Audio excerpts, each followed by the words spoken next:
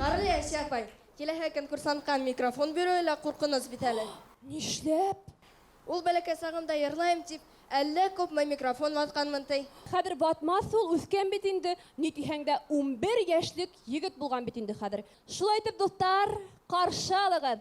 Илеш янда Вильнур Фазылов. Һәм кайнар алкыштар.